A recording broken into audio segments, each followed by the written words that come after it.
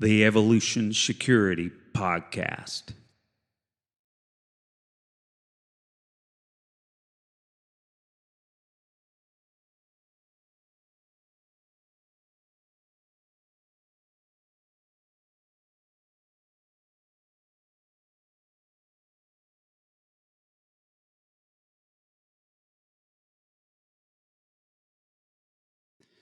Well, everybody, thanks for joining us on the Evolution Security Podcast.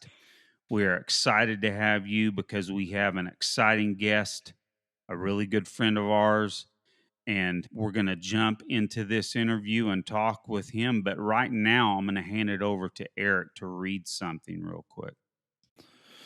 So, audience members out there, I kind of thought it would be a good idea to read this article from Victor Davis Hanson, who's a brilliant thinker in the United States, and honestly, I think one of the smartest people out there on both antiquity, current events, and honestly the direction of this country. So, I'll read this real quick, take about 3 minutes or so.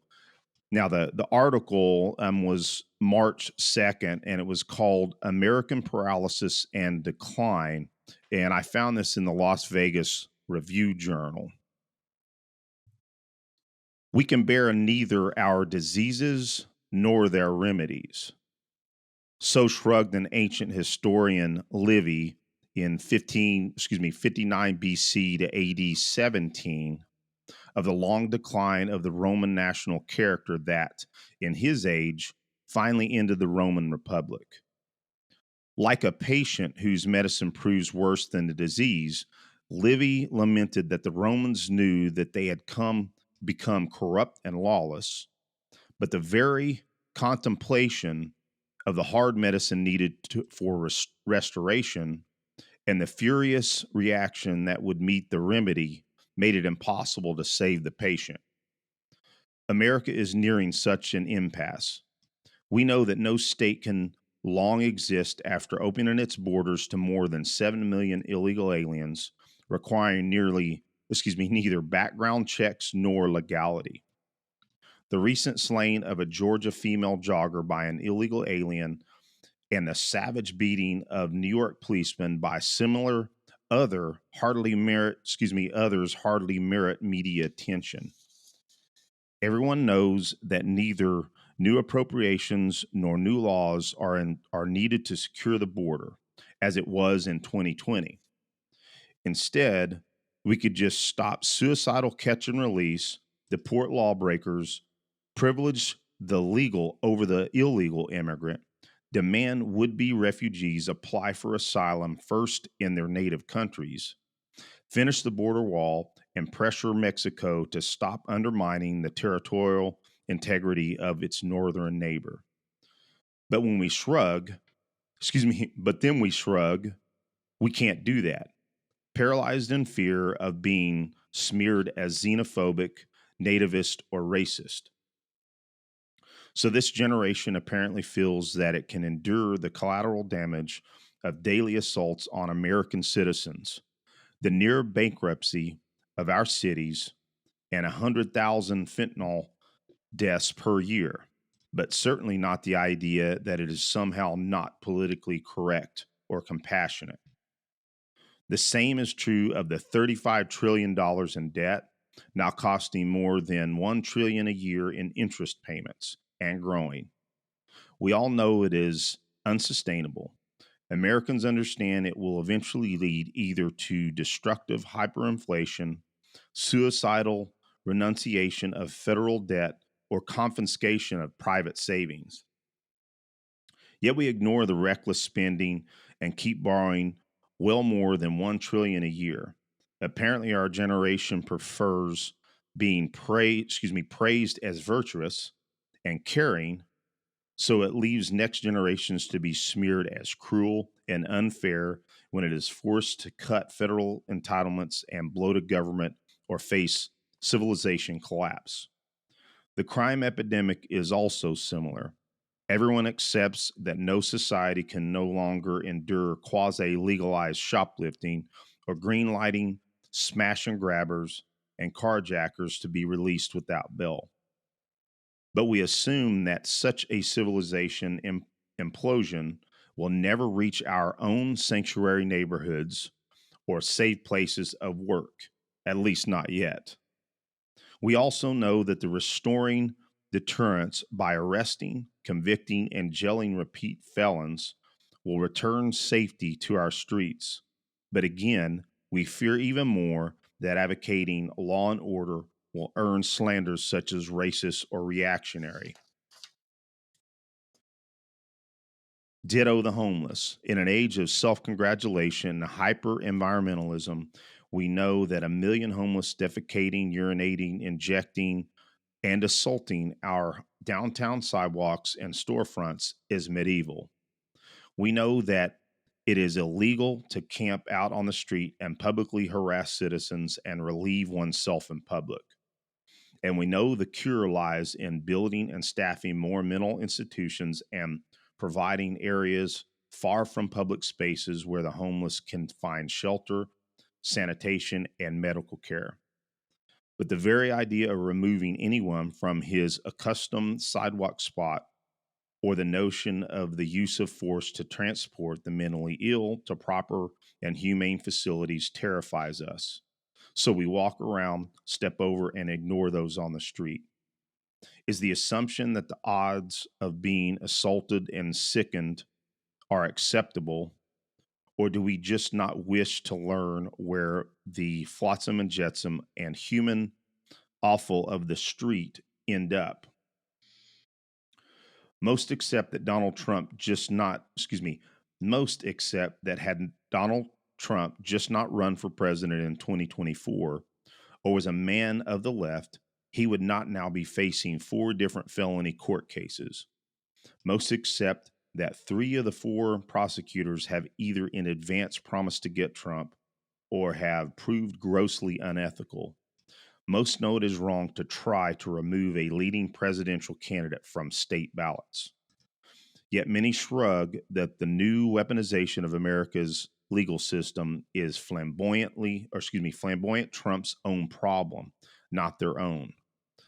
So they ignore the third worldization of our political system, which they quietly acknowledge is otherwise leading us to Venezuelan-like mess. The paralysis of American society extends to our foreign policy as well. We deplore the terrorism of Iran and its thuggish surrogates, but we fear more the nasty, costly business of stopping its aggression. In closing, societies do not always collapse from a lack of wealth, invasion, or natural catastrophes. Most often, they know what is destroying them, but they are so paralyzed by the fear that the road to salvation becomes too painful to even contemplate. So they implode gradually, then suddenly.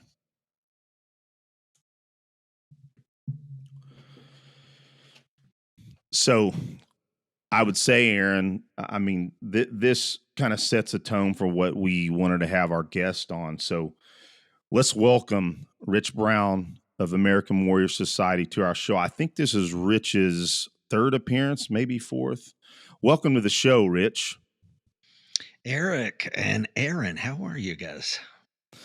Doing wonderful. Hopefully that wasn't too verbose, but I think that kind of sets the tone of our discussion. Your initial thoughts on that piece there, Rich? I think he's, if I remember correctly, he's a senior fellow at the Hoover Institute. Yes. Yes, and he also has been doing a lot of, I mean, he's, I guess what you would call an adjunct professor at Hillsdale as well. And I've taken some of those free online classes from Hillsdale that he has taught. Phenomenal. Really? Okay. I did not know that. I'll have to check that out. Yeah, I mean it's free education, you know. It's also like when, you know, we like to read a lot. I know you do as well. And sometimes it's, you know, you can choose one of those free classes. I mean, it doesn't give you college credit, but man, it's absolutely college level you know, education and scholar. So yeah, check it out. Sharon, what you got? Well, I did just want to say a couple words about Rich real quick. Now, we can't go on without saying that Rich is part of, again, the American Warrior Society podcast, which is the biggest podcast in the realm that we are in, which is the firearms and self defense genre of podcast. And we just are honored that he would spend time with us. And lastly, I don't want to forget to say, not only are they one of the biggest podcasts in our genre, but one of our favorites. So it is awesome to have you once again, Rich. It's awesome having become a, an acquaintance and a friend of yours over the last few years as we've went through this venture. So once again, you coming on our show supports us and helps us, and we just thank you for your time, buddy. Oh, my pleasure, gentlemen. I'm a fan of yours as well. So there you go. Awesome. Well, thanks a lot, Rich. I'm holding something a little here. I don't know if that comes in Yeah. focus there. Bro, thanks for making me look bad. Aaron, I was yeah. Rich, what is your number, by the way? 002. Yeah. So Mike got 001. Yeah, it was his idea. Just to be fair. Oh yeah. Yeah. What's funny is this will sit and gather light, and then I'll pass it and I'll see it glowing. Pretty cool. I love shit that glows. But yeah, I'm 471. Wow, So that's an early number. Bro, I was gonna say, Eric, that I believe I was before you, and I'm in the 400s myself. I think you did. I think you did join before me, Dude, I might be like, in my mind's eye, I might be like 374 or something like that. Either way, we're pretty early on in it. So, well, Mike used to ship the coins, and I wish we would have kept a catalog of. I mean, I took over shipping the coins. I don't know, 1,000 or 2,000 ago. But even still, I didn't keep up with it because by then it had already gotten away from us. Because it would be nice to know who's number 12 and who's number 57 and so on. Yeah, that would be kind of cool. I mean, maybe at some point, maybe you can just start reaching out and saying, "Hey, we'd like to, collect who's who." That may be not something that you want to do necessarily, but it might be fun. The only one we saved special number was for we gave Rob Latham 1911 for obvious reasons. Oh yeah, that is cool. Yeah. But other than that, I think I gave a buddy of mine 1775 because that's the year the Marine Corps was founded. He's a retired colonel. And other than that, we've been pretty like, hey, first come, first serve, man. Well, real quick, Rich, in all honesty, man, we've had you on a few times, and you've done bios on here. I don't think that's necessarily to go into a big bio, but just a real quick, describe to our audience who may not know you, who you are and where you came from. Sure. Retired 23-year combat vet from the Marines. Regional manager for disaster preparedness and government ops for the American Red Cross. Former police officer, corrections officer, special operations response team member. Been teaching firearms with Mike Seeklander for 29 years this year. Wow. We started a company in 1995, taught our first firearms class to civilians, and quickly morphed into military and law enforcement and civilians and so on. And now for the last, I don't know, almost 10 years. Well, 10 years, yeah. We've been doing the American Warrior Show podcast and the American Warrior Society. And we teach firearms instructor development course together. We've got one coming up to close law enforcement group feds in May, but we do some open enrollment. So that's the quick bio. Awesome, Rich. And again, we'll point our audience members to the previous shows and put them in the show notes so they can check you out further. Well, Rich, one of the biggest reasons Aaron and I thought about having you on, I've mentioned this to you before in the past, is that I really like your shows when you do emerging threats. And I mean, Dr. T.C. Fuller comes on with you, does some of those, and forgive me, I'm forgetting the other gentleman's name. Will that also, Wood. yes, Mm-hmm. yeah, phenomenal podcast and just excellent discussion. So I thought maybe we can kind of do something along that genre, and that's why I started with that reading. I know it was a little bit verbose, but in all honesty, I am generally a very optimistic person. And I'm still to this day, I believe that I am, and I just am a bit concerned right now about the general direction of our country. And all we have to do is look around the world and see. And I'm not just blaming this current administration, although I believe there is a heavy, heavy amount of blame that can be directed at the Biden administration. But I mean, all you have to do is look around the world. Of course, we have the war in Ukraine. Mhm. We have, of course, Israel just got attacked in October 7th from Hamas, which I'll just say outright that in my opinion, the policies of lifting sanctions and or ignoring those sanctions of what was originally prior to the Biden administration, I think what the numbers I read is that Iran had about $4 billion in liquid cash, and I may be saying that incorrectly, but now upwards of 80 billion in liquid cash.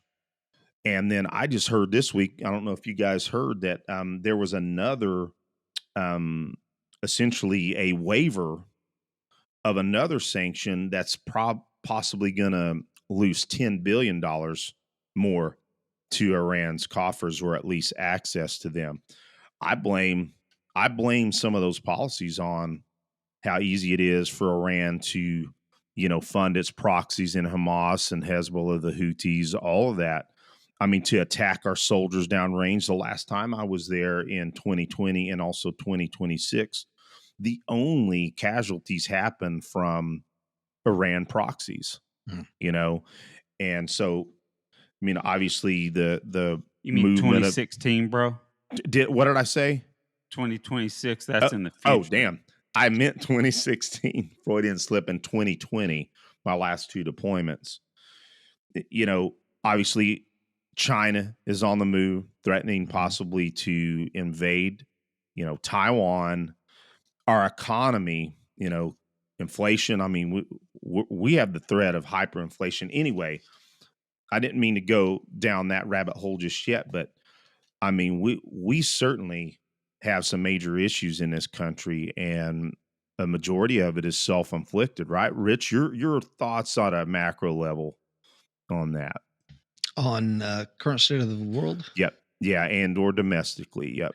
Well, let's look at the world first, because I think domestically is we're far worse shape, and that's just my opinion, right? Agreed. Um, when you look at like potential for World War III, I mean, we have to see what Putin is doing in relation to what we have done, right? So the NATO encroachment on his borders, we said we wouldn't do it. Yep. I think in 1999 we started moving that way. War in Ukraine, man, who would have thought that Russia would invade Europe proper? And here we are, probably close to 750 days into this war, and it's fallen into kind of like the Battle of the Somme, this trench warfare. Sinking of the ship. Recently, we got the war in Gaza. About 30,000 people killed so far, and that's just the folks that are living in Gaza, and some of them are Hamas, and some of them are not. Got in excess of 60,000 wounded. We got 3 Americans finally killed in more than 160 Houthi attacks. And this is where I break company with like Peter Zeihan. I'm sure you guys know who he is, right? I just saw something from him yesterday. Go Yeah. ahead. Mhm. Yeah. He speaks very, he couches nothing in ambiguity. He's very affirmative in what he says, and that's fine. I get it. I got my opinions too. But he was on Jack Carr recently, and Jack Carr was asking him about the Houthis, and he just was very dismissive of them. I'm like, bro, what are you talking about? The Houthis have stopped the shipping lanes now, and they're asking for money to come through there, and they've been bankrolled by Iran, so they have damn near limitless pot of money to pull from. And they're trying to draw us into a wider position. They just sank a British ship. Of course, you won't find any of that in mainstream media. They don't want you to know about that. because they'll say, well, it was flagged out of Belize, so it really isn't. No, it's British owned and operated, guys. They can flag the ship any way they want. So we got that. You got U.S. nukes that we have moved to the U.K. for the first time. And of course, you got politicians going on Russian TV showing images of wiping the UK off the map.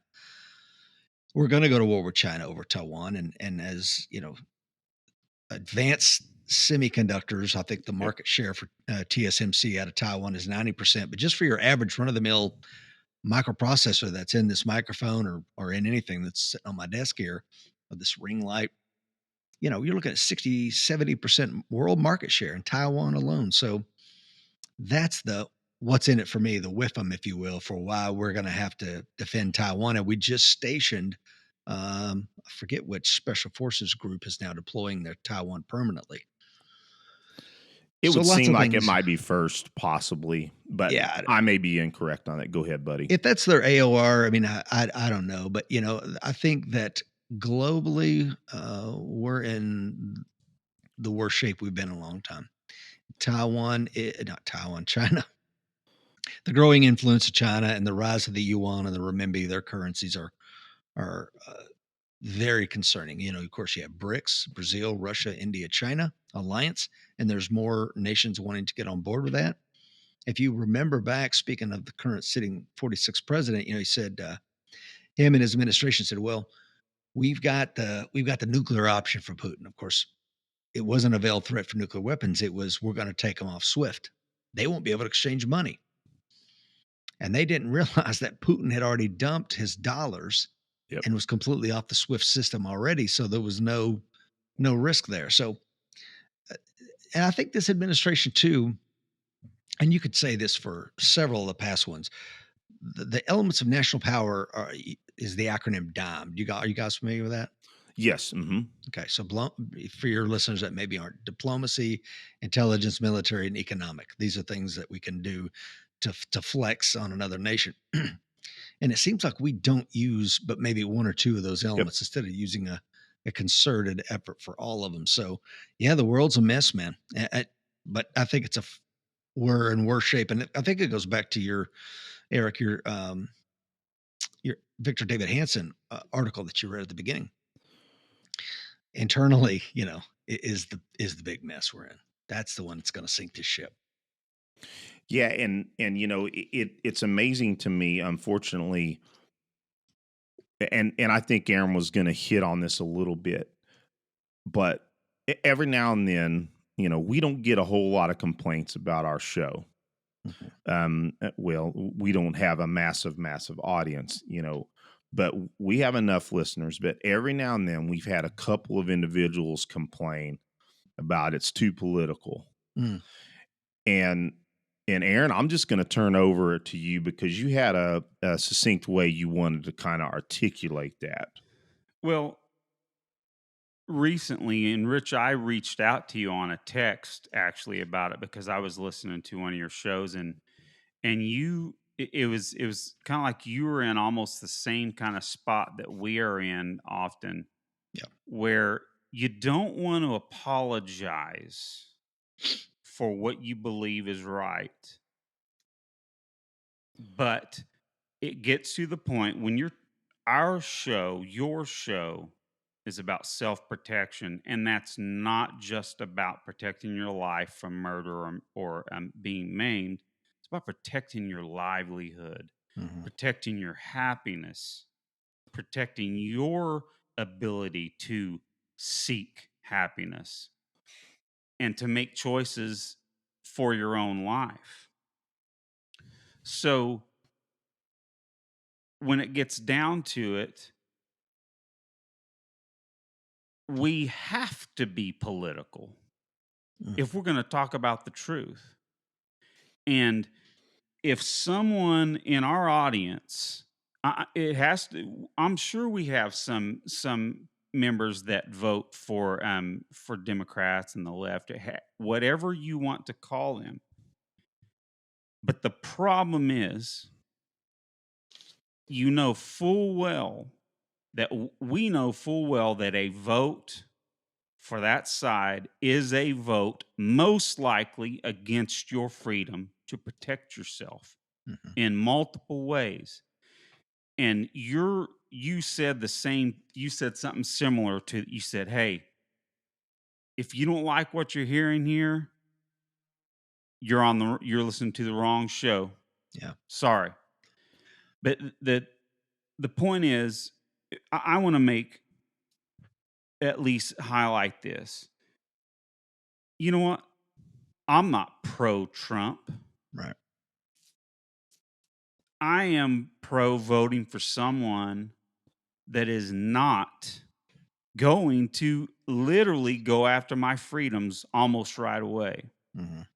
I know for damn sure the person I didn't vote for, even though my company is not a government entity, my company does business with the federal government. Little edict went down from Biden that everyone that did business with the federal government must get the COVID vaccination or be fired. Mhm. I'll tell you, guys, right now, and if you're in the audience and you've taken this vaccine, maybe you have, Rich. That I'm not getting into a Mhm. debate over that vaccine, Sure. but what I'm talking about is freedom here. Right. That vaccine is still under emergency authorization. Why? Okay. Mhm. But that aside, I did not want to take a medical treatment that was so, at the time, not well known exactly what was going to happen because my risk profile was so low. Mhm. I didn't want to take it.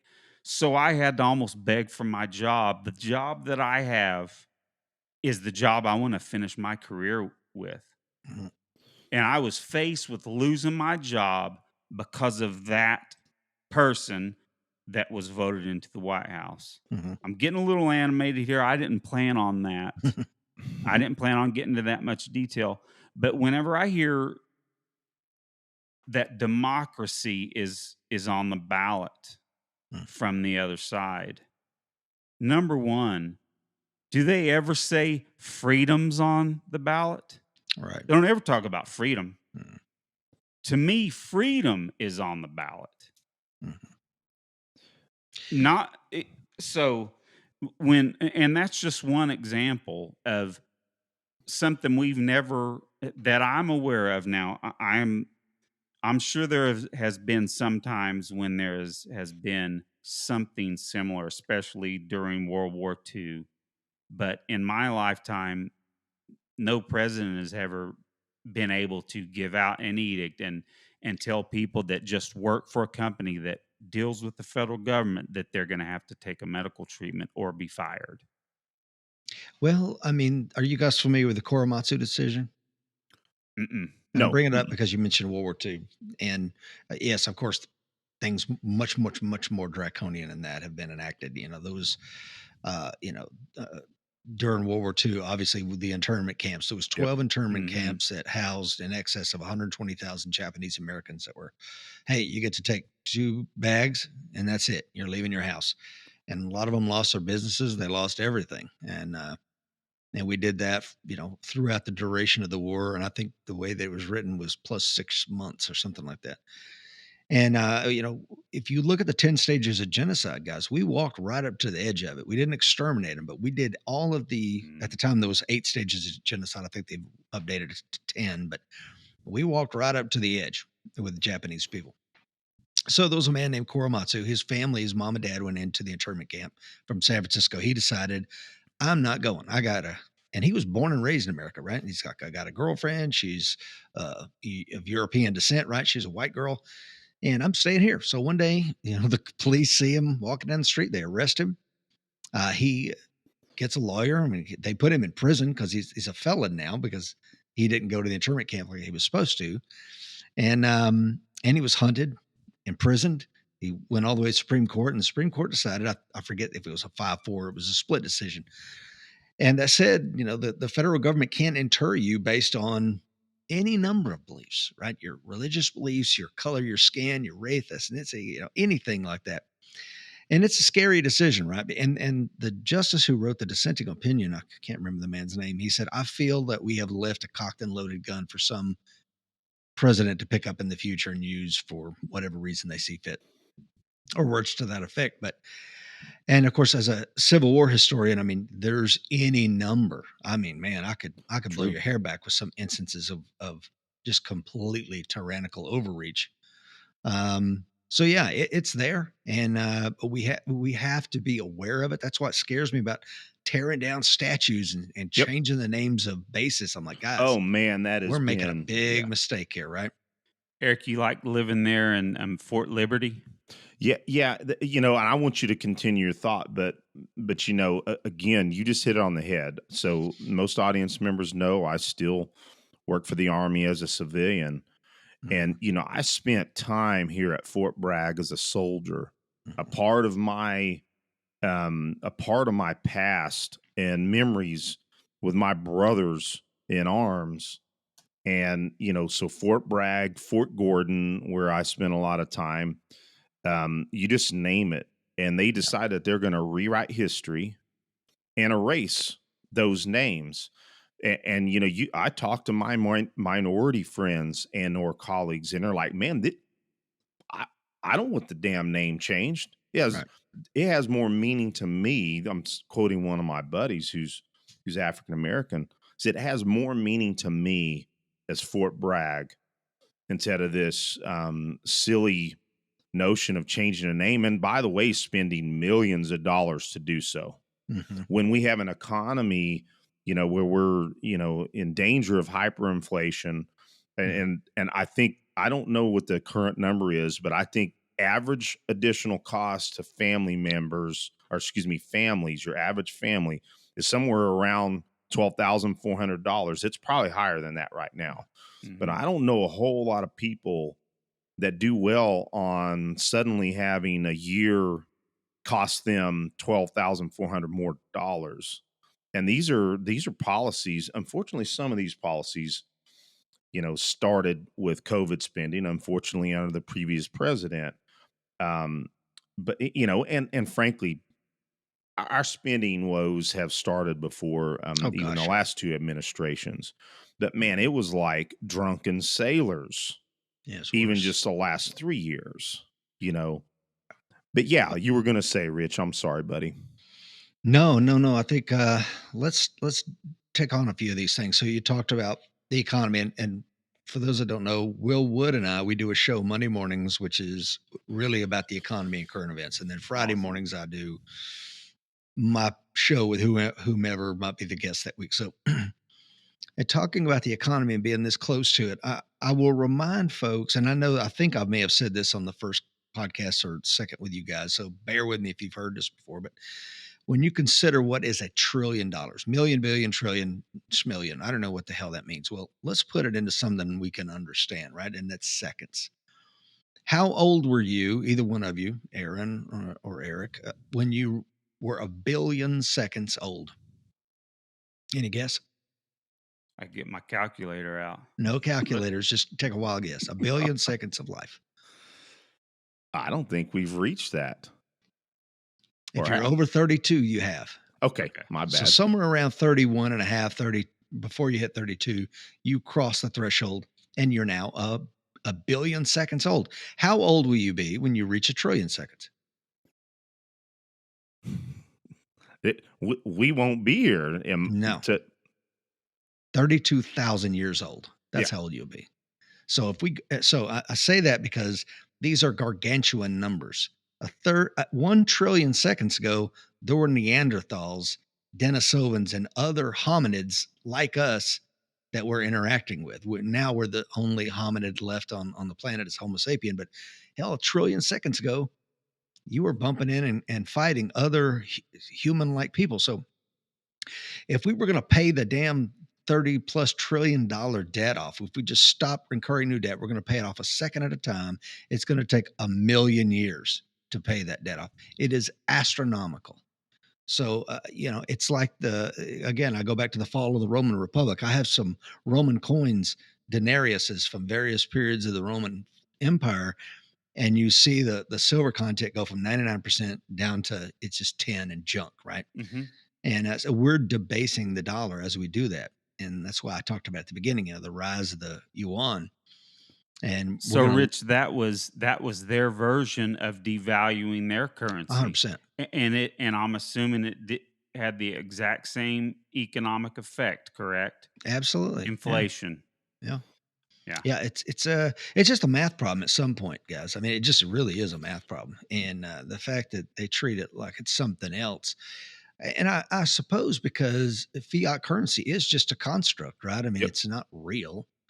And one of the few instances where a fiat currency wasn't brought back from the dead, Brazil did a really amazing thing with getting on another currency, and it was a complete head fake. It's a really interesting story. I don't know if we have time for it, but yeah, I think economically we're in really, really, really, really bad shape, and I don't see any way to right the ship. And unlike you, Eric, I'm generally a catastrophist. I'm a completely pessimistic kind of person.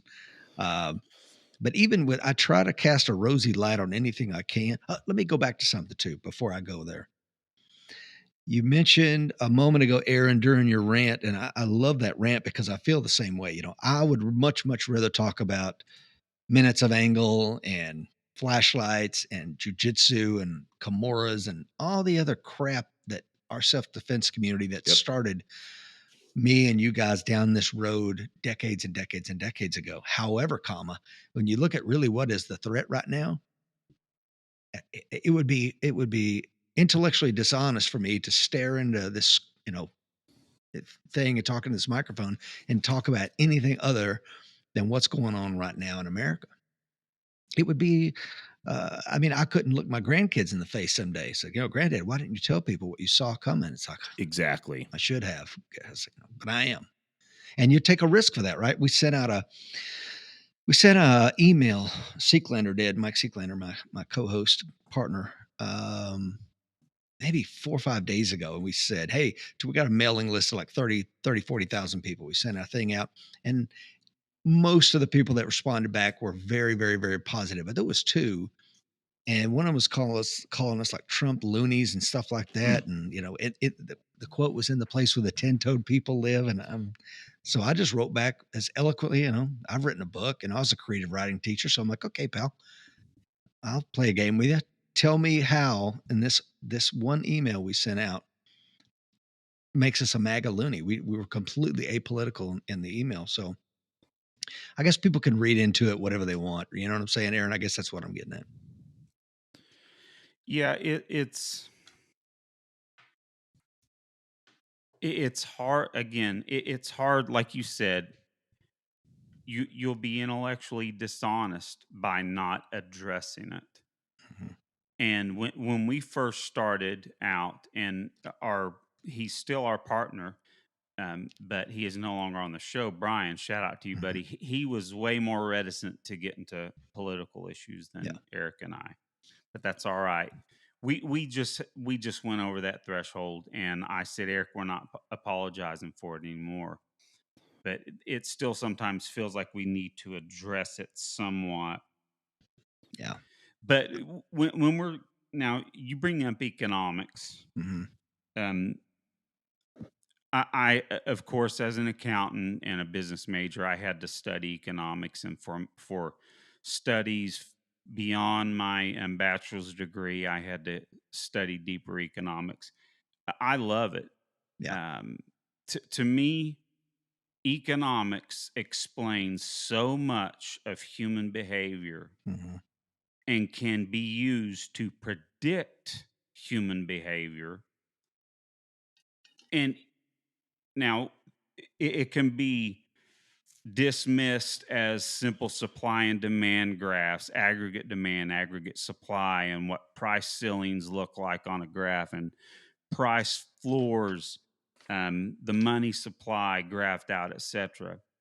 Those are just graphic representations of actually what will happen Hmm. and what does happen. Um, Reading, of course, we can't account for every variable. Mhm. But I just wanted to bring up to you because I've been looking at this. Why I can't find an answer to this. There's got to be a reason for the trend.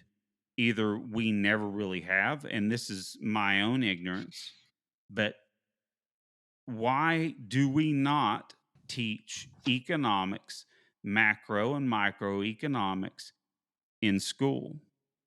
Now, I may be wrong, but to quote John Hearn with his tinfoil hat, I Mhm. feel like government run schools don't want their students to understand economics because let me tell you right now, there are two concepts that if you understand at an elementary level, and that is price ceilings and price floors. Mhm. If you understand those simple economic aspects that live within a realm where someone says, we're going to limit how much this can cost, or we're going to make sure you get this much for you get a $30 an hour raise. Those are price ceilings and price floors. Mhm. If you understand what happens, because the government can't just mandate that a price be something, they will have to either take action. Like, for instance, price floors for milk. This is a popular example, Mhm. right? That to keep the price of milk up high and support dairy farmers, the government mandates it's $5 a gallon. Let's just use it that let's leave it Mhm. there. But the country doesn't want to pay $5 a gallon for milk. So the federal government in farm subsidies, right, Mhm. buys half the milk and lets it rot in warehouses because the laws of economics cannot be subverted. Mhm. Somebody has to buy that actual milk to actually have demand, whether it's false demand or not. Demand has to be there to make sure a price is there. Mhm. I feel like I'm going to lose some people, but all I'm saying is if you understand those two concepts, price floors, price ceilings, you would probably not vote for the people you vote for. Yeah. Full circle back to what I'm saying is why in the hell do we not teach economics in public schools, at least starting just like when everybody starts taking algebra, freshmen, we start taking some economics. Why is that? Now, do you know history of that or any insight in that, Rich? What are your thoughts, buddy? I said this to my friend. He is an economist. Probably 20 years ago when my kids were first starting school, and I'm like, man, the curriculum sucks. He's like, well, what do you think the purpose of the school system is? I said, well, to educate. He's like, no, it's not. It's the social, make you a good tax-paying creature. It's if you want them to get a good education, you have to pay for it. So we put them in private schools. You get what you pay for. But I don't. And I was strangely enough, I was having this conversation with my youngest son, who's 21 today, Well, and happy birthday to him. yeah. Oh, not today. I mean, he just Oh, happens I'm to be sorry. 21. Gotcha. Oh, sorry, Gotcha. I didn't My mean to bad. confuse you, but yeah, and we were having this conversation, and I said, I don't know why we had the same thing, Aaron. Like, and because he was telling me, like, we got none of that stuff, Dad. The stuff that we talk about, like, why didn't they teach you about stocks and bonds, mutual funds? I said, because the person you're going to learn that stuff from is the guy trying to sell you those products, those financial products. And that's not the time to learn about it when you're sitting in front of a salesman who sounds like he knows what he's talking about. The same thing. There are so many things wrong with our economy. You look what Robert Mugabe did, with how he ruined the Zimbabwean dollar Oh, when he was yeah. president. A whole lot of things he did, but tried to fix the price of bread. And all they did to get around the price of bread was put one raisin on the top of it and call it cake. And now I'm around your law, and they continue to do that kind of stuff. We just saw Gavin Newsom do it, right? I mean, Yep. he just made the exemption for his buddy at Panera Bread by saying any place that you don't have to follow the $20 minimum wage or whatever the minimum was if you sell bread as a standalone product. Well, Wow. hell, all you have to do now if you're McDonald's is I'm going to sell a bread, a bun or something like that as a standalone product. voila, I know I'm now exempt. I mean, my grandfather, who was completely illiterate, Ralph Brown, but was a great businessman, completely illiterate, but he knew math. And one of his favorite sayings was, you got to let the market float. The price and demand has to control everything. Mhm. And this is a guy that couldn't read and write, but he knew it because he saw what they did during World War II, and they tried to control prices, and he would just get around them somehow. So anyway, yeah, Well, I agree Rich, with you. if I could add something to your Gavin Newsom example, when I heard that, it was laughable. Excuse me, laughable to me for one main reason. If if mandating a a minimum wage of $20 is so beneficial to society, why is he exempting his buddy? Because he knows the economic ramifications of it. Yeah, California is a ruined state. correct. And frankly, when I was stationed out on the West Coast in Washington State, thank God got out of there. And I love that place overall. Hmm. Um, but I also spent a lot of time in California.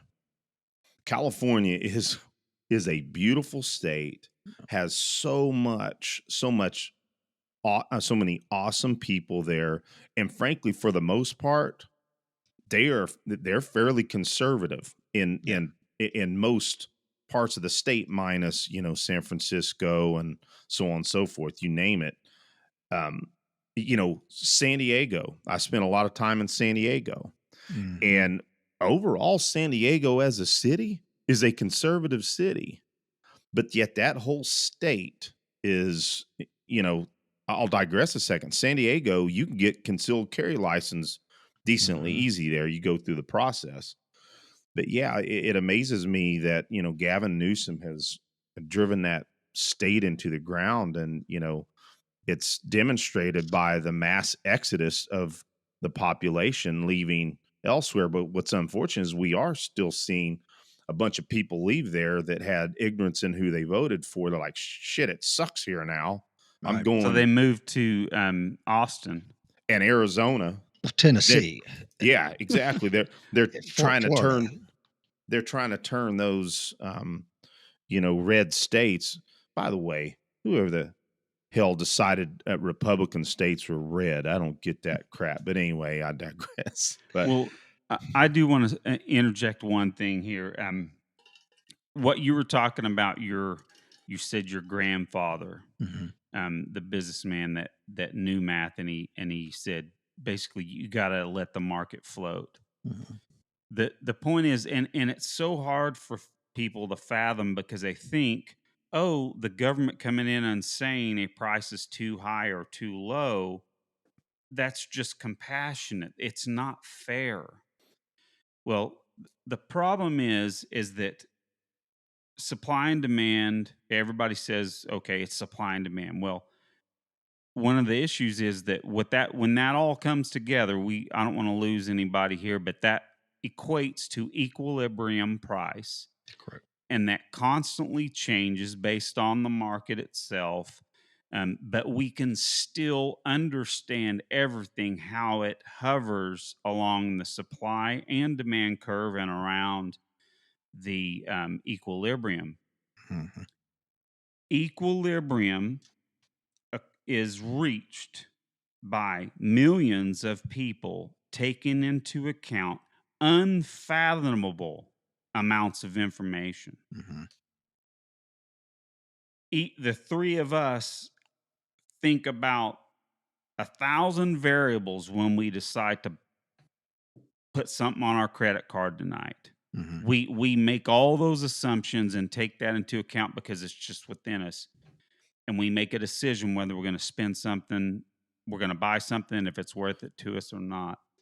But you can't control those that innumerable amount of variables and decisions within each individual. But the government still has the autocrats still think they have the hubris that they can control it, but they can't. It's a mass so large that it's unfathomable to most people.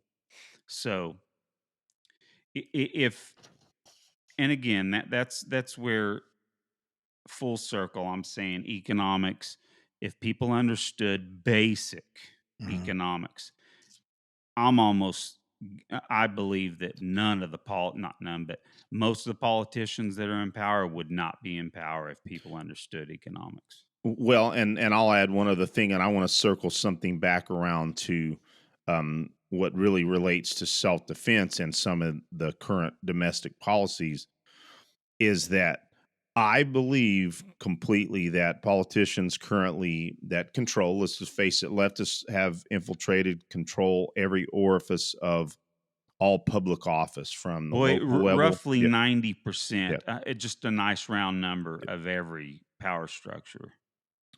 So, but one thing that directly, and I really want to get Rich's thoughts on some of this, is that really draws back to what really does affect our self defense and our safety is the border, Mm. the porous border. And so, just a few numbers here. So, since Biden has taken office, the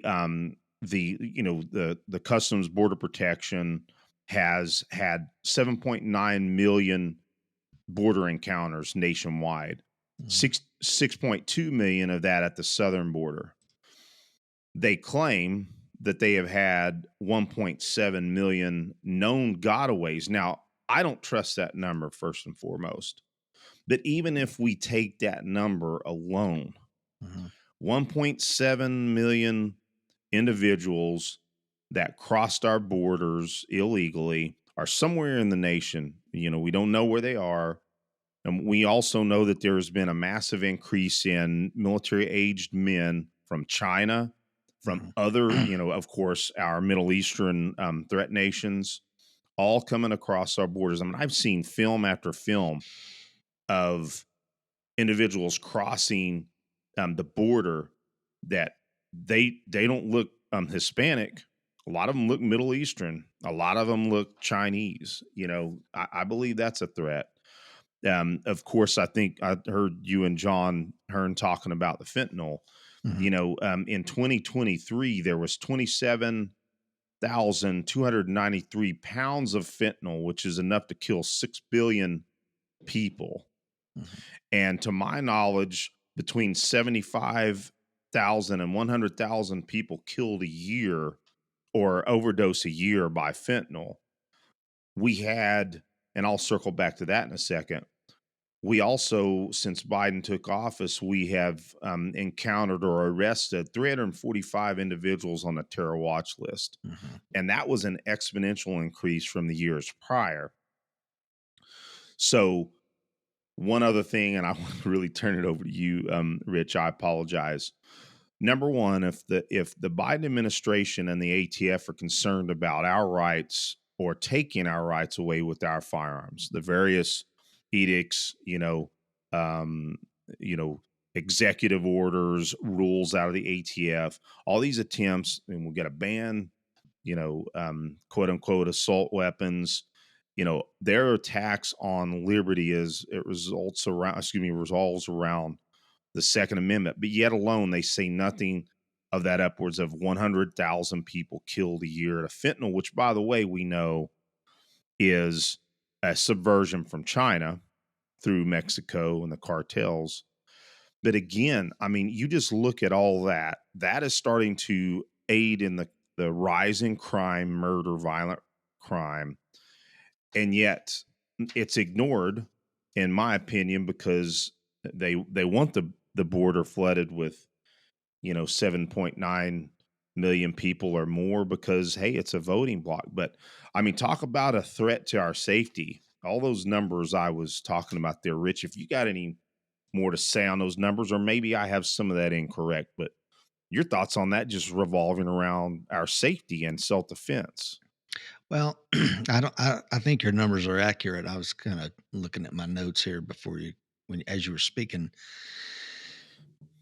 You know, I remember Biden's first day in office. He signed 17 executive orders immediately, right? Bingo. In 12 of the 17 were to reverse Trump's, the 45th president's previous policies, right?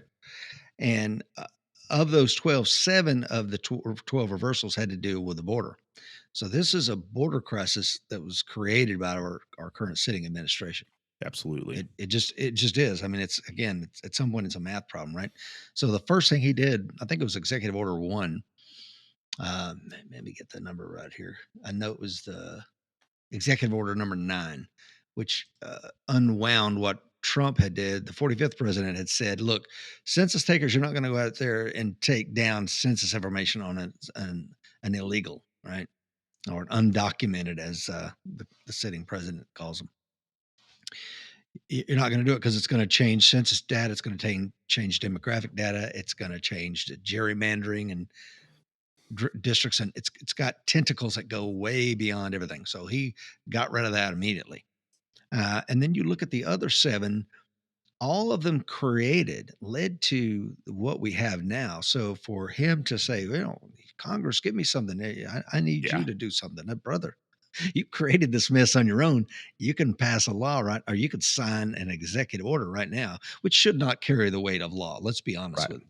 Yep. This is something that we got to get away from legislation by fiat and get back to when we had executive orders that were like, the president's going to sign an executive order. He's going to name this mountain today, or he's going to make it National Turkey Day. Thank God, And now it's like, no, I can come in with a stroke of a pen and just destroy the legacy of the man that was here before me and enact whatever I want. It's just ridiculous.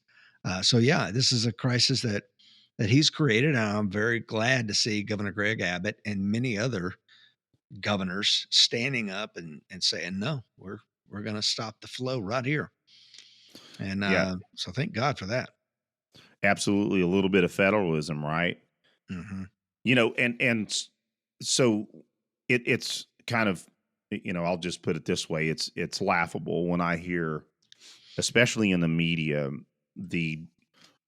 this huge emphasis of pejorative that the quote unquote replacement theories and all that.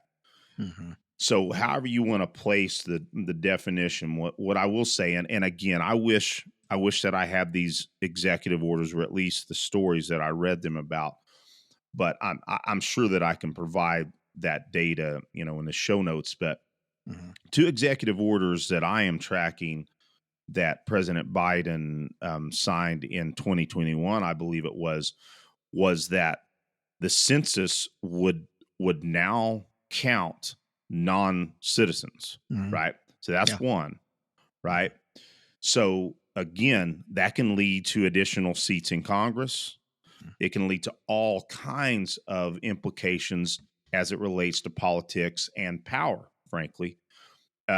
Also, executive order to push voting with let me digress a second. Felons in prison or jail, and also trying to kind of curve around the law to try to kind of educate illegals on voting by mail. And trying to, and again, I don't have all those. It's been a while since I read those, but again, I'll do diligence and I'll find those again and put those in the show notes. Bottom line is, if we want to have the pejorative of replacement theory, why on earth would President Biden open the borders and then want the census to count non-citizens and also push, or at least try to get some votes from those illegals? I mean, it's right there, Yeah. And some of this they do out in the open, which is also astonishing. And some of it is so shocking, and it conforms neatly to my confirmation bias. So like what you said, that I'm not aware of that executive order that you talked about with regard to felons and some of the other ones you mentioned. So I'm going to have to do some research on it, because when I hear things that conform and comport beautifully to my own confirmation bias, I'm like, okay, well, wait a minute, whoa. Let me go all the way down the rabbit hole on this just to make sure, which is what I think we have to do, because the media is absolutely lying to us. And case in point, and this has to do with the border as well. My brother, who's a former Marine, former cop as well, retired law enforcement guy, he was telling me the other day, he says, "Yeah, did you hear about this 320 something thousand uh, illegals that Biden flew in?" I'm like, "No way, bro. You're talking about 300 passengers per plane. You're talking about 1,000 flights in 1 year. What are you talking about? This is insane. There's no way." Well, and then I saw where Donald Trump had mentioned it in one of his campaign rallies. So, and I Google that, right? And the first thing that comes up, hey, independent fact checkers have said this is an absolute lie. It's a falsehood. Another one of Donald Trump's lies. And I'm like, okay, well, there you go. And then I'm like, well, hold on a minute. Let me read this entire article. Let me do like you did at the beginning. Let me read the whole 5-minute article. So toward the end, the last 3 paragraphs, it said, Donald Trump said that these are coming from parts unknown. And this is where they said this is fact checked incorrect, because we know that they came from 46 different airports, and that the government has refused under the Freedom of Information Act to tell us where they come from. And I'm like, well, then he is telling the truth. Yes. They are from parts Jeez. unknown. And it's like, oh, no. They're from 46 different airports. They just won't tell us, but they know where they're from. And I'm like, bro, so again, if you just read the headline, you're like an average American, our time is very precious and we don't have time to do the research. We just read that and we go, okay, all right. So they're openly lying to us. Now, about the border, there are the backlog of asylum seeking cases under President Trump doubled from what it was under Obama, and has doubled again. And currently there is a backlog of 3 million cases that are on the Wow. books. And meanwhile, are those 3 million people that are here in this country going to ever show up for the court case? I would submit probably not. Right. And here's the thing, there are 659 immigration judges in the United States as of, I think, the end of January. 659. If they ruled on 4 cases a day, every single business day, it would take them more than 4 years to clear their docket. And that's without adding any more cases, Wow. which we know they're going to add more cases. So the Congressional Research Service, and I'm reading my notes here, a government body reckoned that even doubling the number of judges would not clear the backlog until 2032.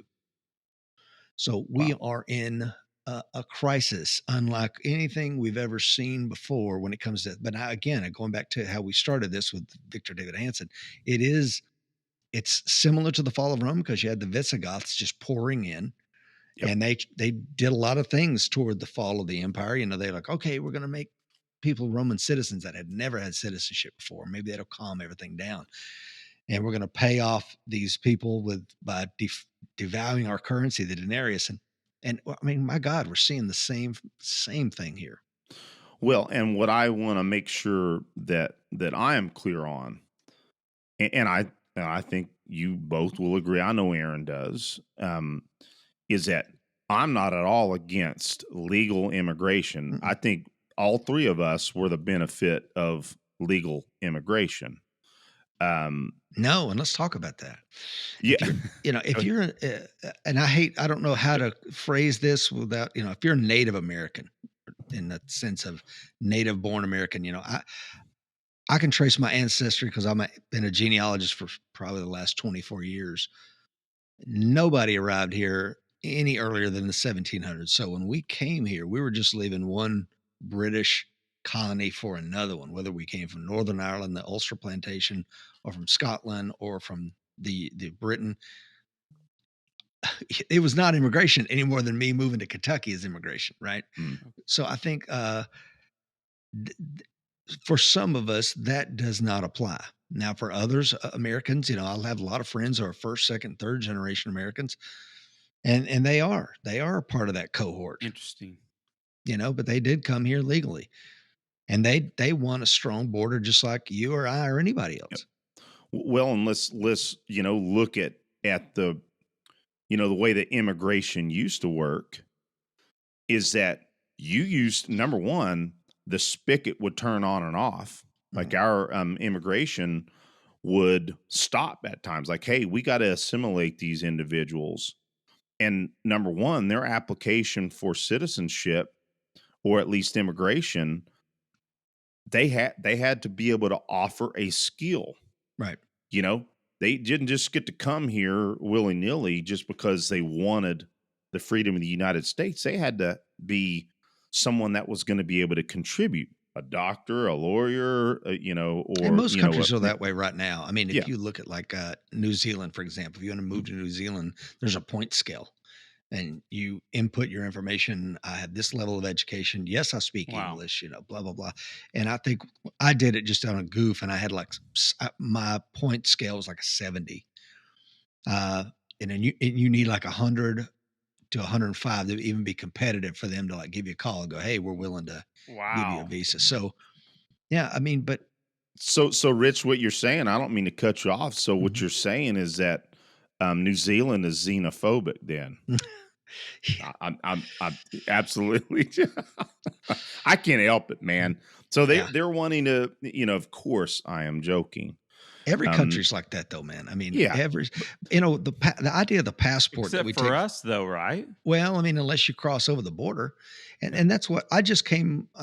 We spent several weeks in the UK back in January and February, and just came back from there. So what pissed me off is, you're flying, you go through TSA, and they're crawling up your rear end with a microscope, looking at everything. They're tearing my bag apart and all this stuff.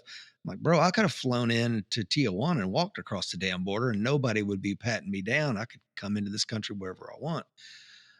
So it's like the system that's created now penalizes those that play by the rules. yep, Whether that's gun rules, right, that the ATF create, you're only disenfranchising the Davis brothers and the Brown brothers. You know what I'm saying? People that play by the rule. The problem is going to come when we don't play by the rules anymore. And I'm just saying, right, yep, that there's going to come a time when it's too tyrannical. It's like, yeah, and yes, I'm not going to participate in that. No, thank you.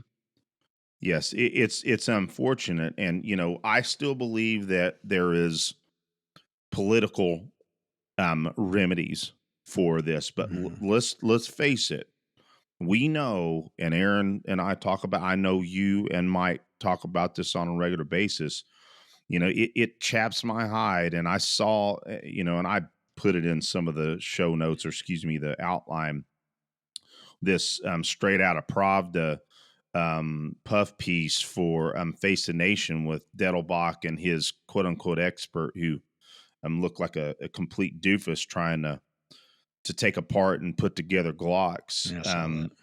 So you have individuals that think the way that they do, and the current attack on the Second Amendment, but yet still in the same breath, they're letting all these individuals in that are completely the antithesis of safety.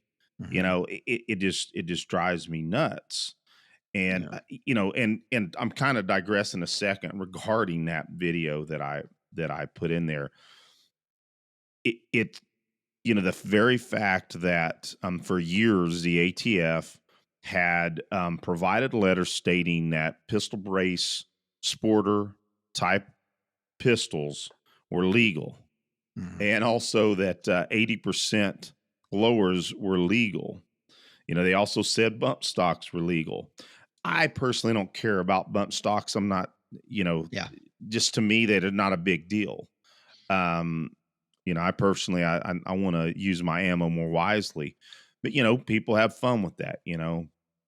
But the point is that regarding the pistol braces and 80% lowers, that video, Dettelbach kept just basically saying, "Hey, Congress said that those were these short barrel rifles and ghost guns were illegal from the get go." So, but people are trying to circumvent it. It's just complete news speak. Yeah. And the ATF is full of a lot of amazing guys, Oh, just like absolutely. any other part of the government. I had Mike and I had some ATF agents in one of our classes a year or so ago, and one of them just emailed me, and he's a phenomenal guy. But so I think this idea of the deep state, whoever these folks are, that's making rules that carry the weight of law that could send you and I to prison for the rest of our natural life, and that's got to change. And I don't know how, because getting the government to give up its power has never worked anywhere that I'm aware of.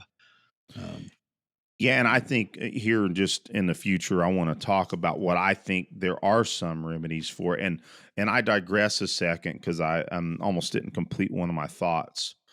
Is that again the Second Amendment, and this is what led me to that thought because I started on another train of thought. Is that in that video, I forget who the journalist was, if you want to call her that. I shouldn't be that rude, but I'm just going to. Is that it's is that they portray that the Second Amendment is about hunting. Hmm. Would they use that bump stock AK for hunting? They bring that up all the time. The Second Amendment was never about hunting. Being able to hunt with a firearm is a byproduct Mhm. of being able to have firearms.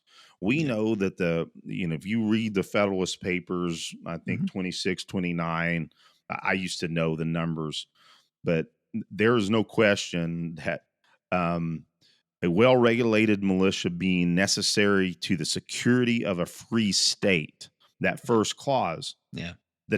of a free state, that's what it's about. It was about the defense of tyranny, either Mhm. foreign or domestic. And so, to your point, is that anything towards the ultimate reset is not on us.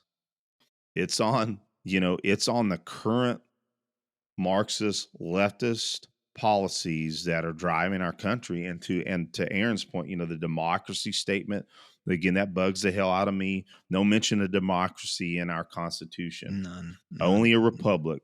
Mhm. What is it? Article 4, Section 4 is the only part of the Constitution even discusses what form of government, and it's that it's a Republican form of Mhm. government.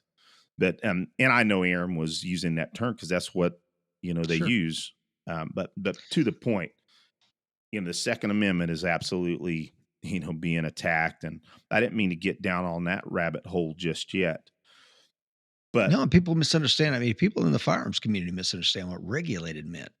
yes, They take it as a 21st century term, regulated. It did not mean regulated when the framers enacted that. It's well trained, well educated, well armed, well disciplined, et cetera, et Prepared, cetera. Yeah, basically. Yeah. prepared, Yeah. right? So, and I cringe when I hear people say that. Yeah, it has zero to do with hunting. It does everything. It's a check against tyranny, and as well as the like you said, the freedom of a free state. Um, so yeah, and it's the big one, guys. I mean, it's the domino that cannot fall. I mean, really. yeah, absolutely. And again, and I'll just say this: self-defense, like actual literal self-defense, wasn't necessarily what the Second Amendment was about either. It Can is we talk about also. that for a minute? Yeah, I go don't, ahead. yeah, because having spent a lot of time in the UK over the last 7, 8 years, man, when you get off the airplane, I don't know how long it's been since either of y'all went there, but when you get off the plane, there's a giant billboard right there, so you can't miss it. It says you must surrender any of these offensive weapons, and there's a list and there's little photographs. It's like the weapon is not offensive or defensive. The weapon just is. It's morally ambiguous. As a rock, offensive, defense. It depends on what you do with it, right? It's got stored potential energy that can be used as kinetic energy if I bash in your skull or drop it on your foot. So, but that's where these things go. I mean, at first it was common sense gun legislation that the UK enacted, and now they've banned knives. I mean, you can't carry a knife over there. So like if you looked at night before I go to bed in our Airbnb, I would take one of the butcher knives from the kitchen and lay it right next to my, high candela flashlight. And that's what I had to defend my family with. And it's just completely bananas. And what some of our members, at least one of our members, was a London Metropolitan Police officer. So before I would go over there, I'd reach out and say, "Hey, Chris, is this legal? Can I carry this?" And often he'd be no. So I said, "What about this? It's a can of Faber marking die because OC spray, pepper spray, will get you 10 years in prison if you get caught with it over there." Wow, I was going to ask about that. Yeah, it's completely illegal. Everything and anything. There is nothing that you can carry for the sole purpose of self-defense, because that has been outlawed, to your point about what the purpose of the Second Amendment is. So I said, well, there's this can of stuff this inventor in the UK created called Faber marking dye. And you just spray it. It's a viscous dye that will color your skin, right? It doesn't hurt them. It's water-based, wash off, just a means of identifying the person that's trying to kill you. And he's like, no, you can't have that, brother. That'll get you 5 years in prison. So, I mean, that's what happens when you go down that road. So I think there can be, and I hate to use inflammatory language, but there can be no surrender on this. I mean, this issue right here, as well as the First Amendment, right? The First Amendment protects all the speech that you can't handle. And you have to understand as an American that you're going to be in an open relationship with the First Amendment. It is not going to be solely yours to claim. It's going to be completely out there for everybody to use. And you have to be happy with that and comfortable with that. And it's the same thing for the Second Amendment, right? I mean, it's out there for every American to use. Some people will misuse it, and we've seen that, right? But I mean, my God, pit bulls kill more people than firearms in America. Absolutely. And yet we haven't done anything about that. Well, guess what? The UK did. The UK outlawed pit bulls. Wow. I mean, so I did read that. That's right. So I don't want to go down that path. That's a road we don't ever want to go on. And we have to stop it at every opportunity. Well, and I think ultimately, of course, the Second Amendment to us is also about our right to self-defense. Absolutely. Mm-hmm. I think, back to the First Amendment, and that's where, I didn't necessarily want to get on a big discussion on quote unquote the public forum, Mm-hmm. With social media, but there is absolutely an element that we know that we've seen in the past few years, or 4 years from now, I suppose, is when it really got heavy. I think what I was kind of hearing from you is that my right to speak, yet you feel that my offensive words, that you have a right not to hear those. You're infringing on my First Amendment, right?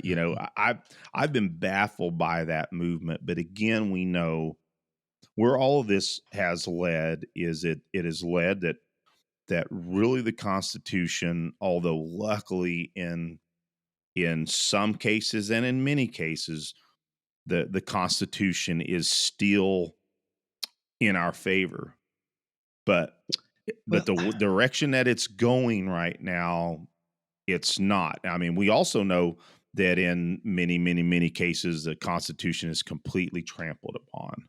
100%. Not just trampled on, bro. I mean, just basically null. Yeah. Null. Exactly. Just not a non-issue to those, just ignoring it and doing what they want from a position of power. Yeah. And again, I go back to, we saw this with Lincoln and his overreach.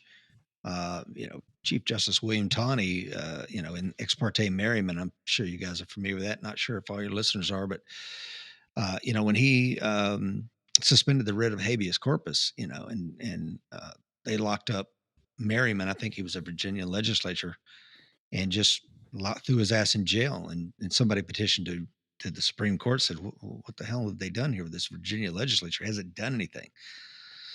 And, Chief Justice Tawney wrote his position paper on Merryman, was like, look, I have done everything that the courts will allow me. I don't have an army to stop this tyrannical president from doing this. But some people did, they tried to stop what Lincoln was doing, trampling on the Constitution. And of course, it led to the death of 600,000 Americans. Yes. Yeah, absolutely. And Rich, we normally keep our shows somewhere around an hour and a half. I'm not saying we have to cut off at all. Sure. But there was one part of this I really wanted to kind of close part of the loop on this, because, we've spoke on a lot of, quite frankly, daunting directions and unfortunately daunting realities in our country and abroad. And then the question remains is, okay, what is a remedy then? Right. And I think we are in a hard time, of, okay, I really think we're at the precipice of, do we in fact really, to go back to Victor Davis Hanson's, really, let me just drop my phone here if I can get back to it. That's a very telling statement at the end. So they implode gradually, then suddenly. Hmm. I think, unfortunately, we're in the imploding gradually. That could very much, implode immediately. But I do believe. Are you familiar with Mark Levin's The Liberty Amendments book? I do. I do have a friend sent me a copy. I haven't read it all, but there's several things in there that I like. Repeal of the 16th, the 17th Amendment, et Yeah, cetera. Yeah. absolutely. And just for the audience members out there, so what I'm alluding to here, and yes, it's a long shot. I understand that. Hmm. But really the remedy to at least start reining back, this ungodly debt and spending. Of course, like you mentioned, that's the problem is that rolling back that debt is, if it's even a possibility whatsoever, as your math Hmm. entailed. But we can at least try to slow some shit down, if I can say that. But for audience members out there, Article 5 of the Constitution reads, the Congress, I'm just reading in part, the Hmm. Congress, whenever 2/3 of both houses shall deem it necessary, shall propose amendments to the Constitution, or in the application of the legislatures of 2/3 of the several states, shall call a convention for proposing amendments, which in either case shall be valid in all intents and purposes and part of the Constitution. So that second ability of the Convention of the States is something that we know has never been done. Hmm. But I totally believe that Mark Levin's book, The Liberty Amendments, was a catalyst for a lot of what we've been seeing. And to my knowledge, we have had 19 Uh-huh. states have voted for convention, Need right? 15 more to go, right? Yes, sir. Yeah. So 15 more, Hmm. which I look at the map and I look at the states that either have legislation active and or states that are still conservative states that haven't started the process. It is very much possible, at least for a convention. Then we also know we got to get past the threshold of the 3/4 at that point for ratification. Hmm. But just a few of these, I'm just going to hit on a few of these, and I'll just ask your thoughts, because it appears that you definitely have knowledge of some of what the Hmm. amendments were, or that he suggests. And again, Mark Levin's book, Liberty Amendments, and the first one is an amendment to establish term limits in Congress, Hmm. which I think, number one, I think that if that happens, we can roll back a lot of the largesse that this federal government commits to just to gain votes. And go ahead. But you know why that's a problem? I mean, and I don't know what Levin says relative to it, but I mean, Congressman's got 2 years, right? Um, so immediately as he gets in office, he doesn't give a shit about you. He's got to raise money to get Right. elected again because that he's 12 months away from an election cycle. Now, when you look at incumbency, year in and year out, it's like 88 to 92%. So let's call it 90% across the Mhm. board. Incumbents get reelected into Congress. So you're never going to have new blood in there until we have term limits because they're getting reelected at 90% Yep. and they're constantly raising money. And I think that also creates the other problem. I don't know if he talks about this, but I would do a lifetime ban on any elected official and their immediate family members trading in stocks and bonds. Oh yeah, absolutely. Okay. Can I please say something really Of fast? course. Because you have an awesome point that you're making. My 18-year-old son he has a small stock portfolio, Mhm. and he discovered a tracking of Nancy Pelosi's Mhm. stocks. and he's been following that and investing in stuff that it's almost like a It's the ETF. in, Yeah. yes. Yeah. Yeah, It's absolutely. It's that is weird how incredible. it's weird how they beat the market every single time. Uh-huh. Yeah. And of course, it's like, well, Nancy's like, well, it's my husband Paul. I don't know what he was doing over there. It's like, give me Exactly. a freaking break, man. Her Yeah, out. Yeah, give me a but break. yet he's investing in stocks that just happen to be affected by legislation that she has full knowledge of, Of course. that has full control, or in times full control over if it makes it to the floor or if it's going to be voted on, or passed.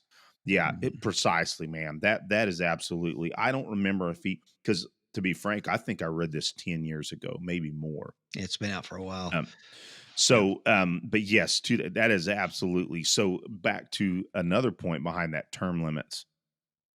When you have individuals that they go to college, you got to, and I'm not, this is not nothing against lawyers. This is just an example. All right. Go to law school, then they go right out and they never practice law.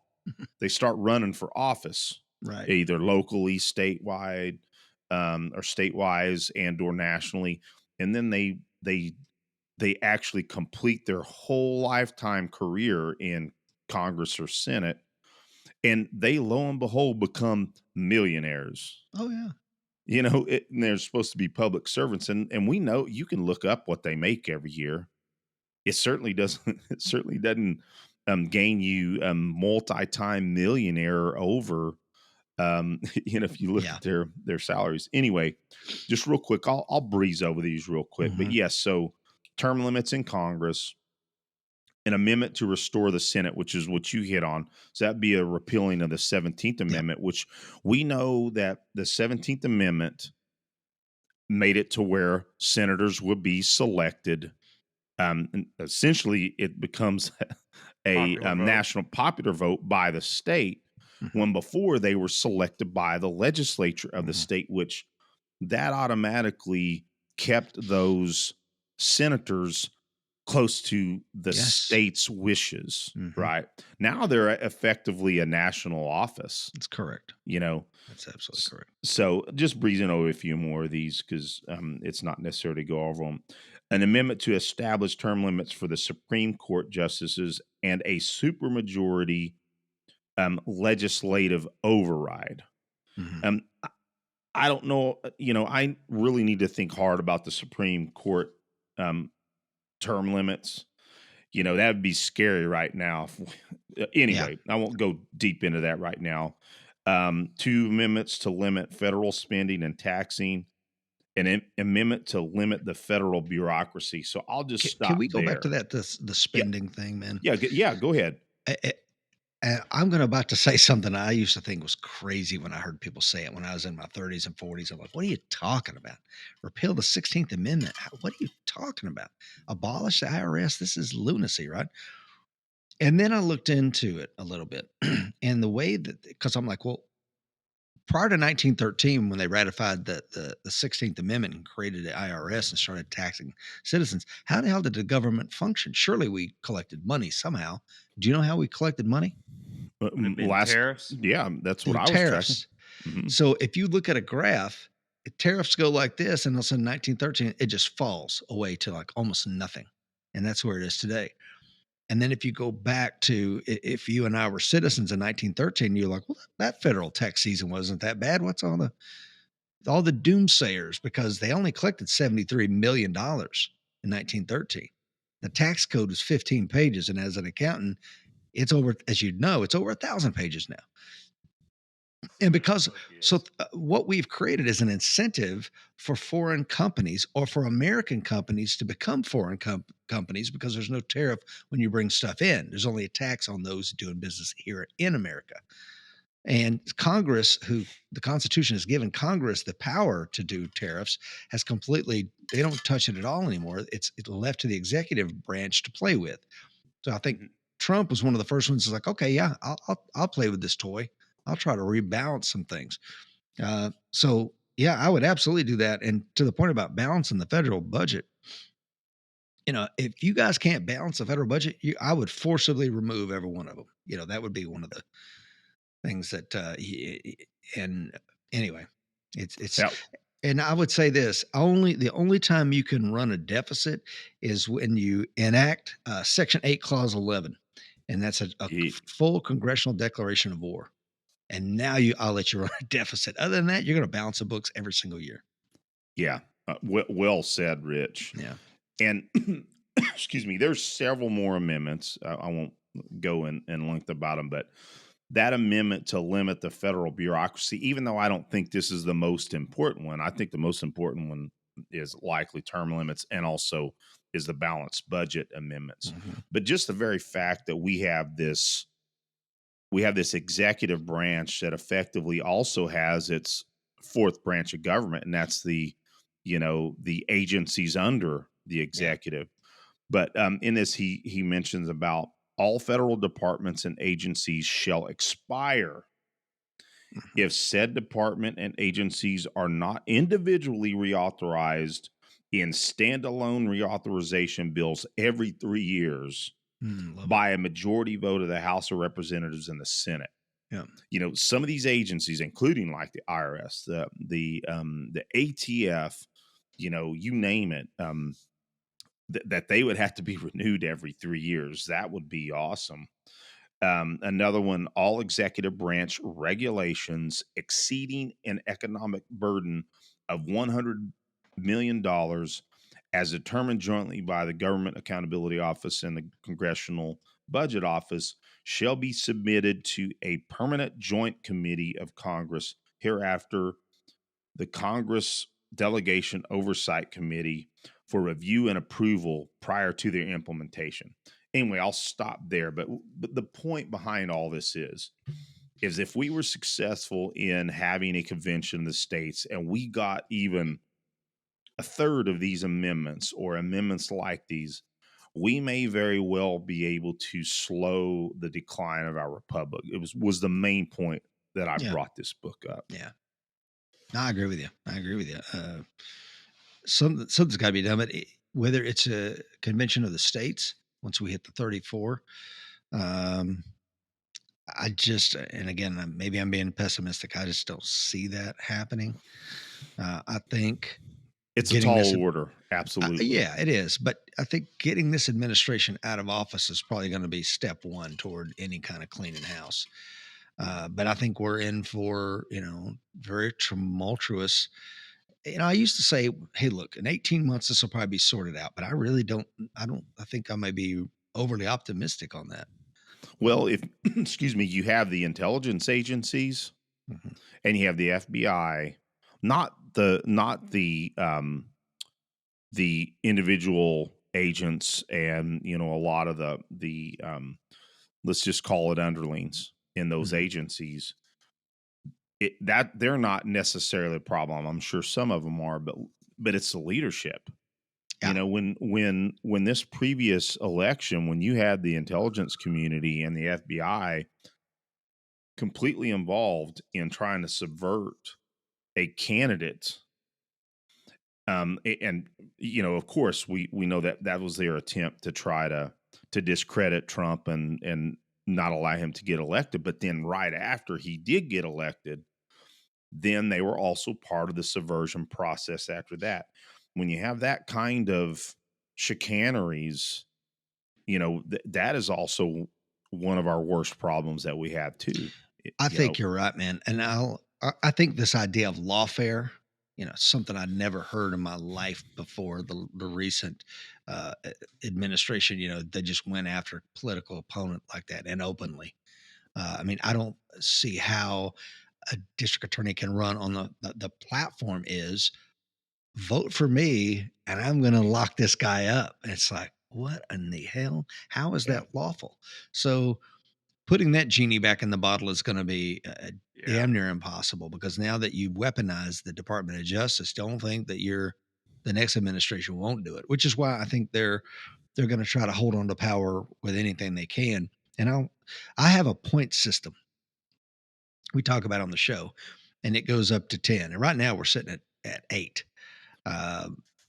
So and it started really. I think I started this when President Biden came out September the 1st of 2022 and gave his extreme MAGA Republican speech. And if that didn't send shivers down everybody's spine, I don't When he even. had that red backdrop Yeah, and even had Marines behind him. go back and read the transcript. I mean, it is chilling. Then, of course, you had Hillary Clinton say we may need to have a formal deprogramming for Mhm. Trump supporters. I mean, words have meanings, man. And if you look at the genocides and civil wars around the world, man, this is the kind of language, inflammatory language that gets us there. Dehumanization of Mhm. the others. And Correct. that's Yeah, precisely what that it is. is correct. Yeah, and Yeah. you're talking about 79 million Americans that voted for President Trump, and you're saying that they're extreme MAGA Republicans. That right there to me sent us on a whole nother pathway, and I don't know how you put that genie back in the bottle. I mean, can you Well, imagine if Trump would have said that about Hillary supporters? The world would have imploded at that point. so the main point behind all this is you run for office, let the voters decide, Correct. and let the chips fall. If you do not get elected, that's it. Unfortunately, we know that's not the way that especially the left thinks. But Yeah. one important point that I think, and I've heard you speak. I think you and John spoke about this as well. But let's be honest here. There are 4 felony cases. I think some of the felonies were dropped yesterday in Georgia, Yeah. and I haven't seen the results of 91 the. felony indictments in 4 different Yeah, jurisdictions. Yeah. yes. So if we look at it, those are legitimate. Excuse me. Ooh, man, Freudian slip there.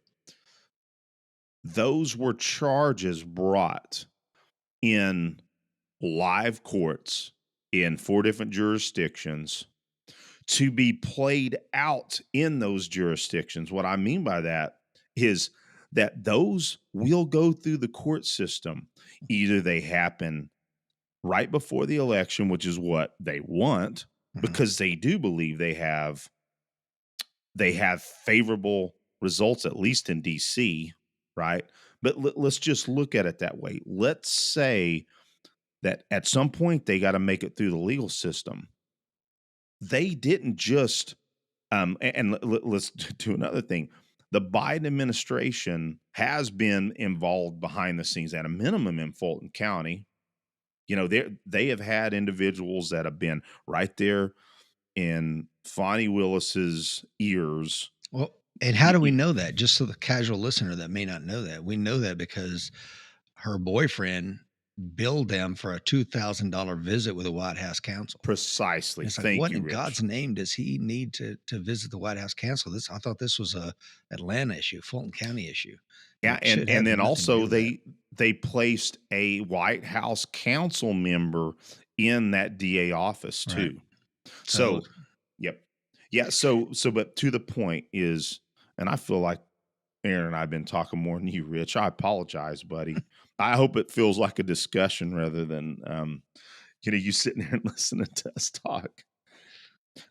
Is again, the point is, if that happens, if one of those felonies he is convicted of, and he's removed from the ballot because he can't run now, what are we looking at then? So we have had why could he not effectively. run? So I'm saying if he somehow, if the process happened where he was put in jail, or go ahead, yeah, if he was put in jail, I don't think it matters yeah, if he's in jail or not. I think the Constitution's pretty vague on who can run for president. You got to be native born I in 35, and that's about it. As I I know, agree with you, yeah, Rich. I'm yeah. glad you made that point because I have contemplated on that and had that discussion with other individuals as well. Mhm. I think that's absolutely an excellent argument. What I'm concerned about is what we talked about earlier, is that the Constitution really doesn't matter to individuals that don't care about it. Correct.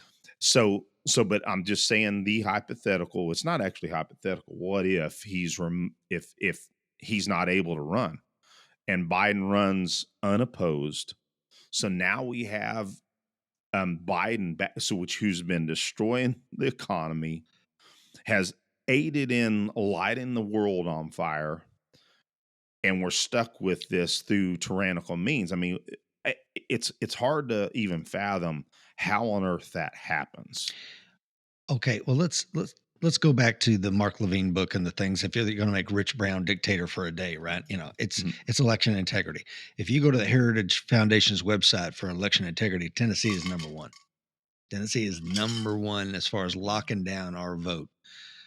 You know, and you were in the military, Eric, and maybe you voted absentee ballot, but if I was dictator for a day, that is the only ballots we're going to Yes, take is absentee bingo. ballots. There's a voter registration officer, a commission officer attached to every unit. He's going to handle those and get them in only if you're forward deployed OCONUS. Everybody else in the continental United States is going to vote in person. They'll show your Absolutely. ID, just like we do here in Tennessee. I walk in, they look at my ID, they look at me, they look at the ID, they look at me, look at the ID. Do you still live here? Yes, I do. You know, and then once I vote in the machine, then it's printed off a paper ballot and it goes in a little pile. I mean, I feel very confident the Tennessee election is safe and secure.